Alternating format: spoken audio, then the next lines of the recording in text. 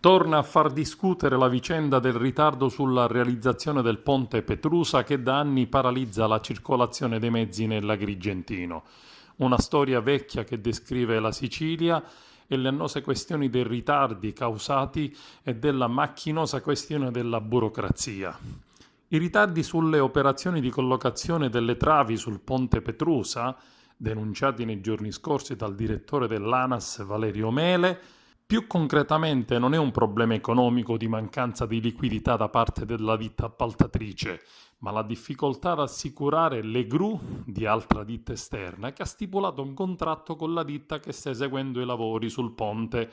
i cui lavori naturalmente prevedono la messa in opera delle travi. Ed infatti puntuali sono arrivate le precisazioni di Salvo Laporta, procuratore generale della ditta al direttore dell'ANAS, che aveva denunciato nei giorni scorsi i ritardi sui lavori del nuovo viadotto che collega i centri di Favara ed Agrigento.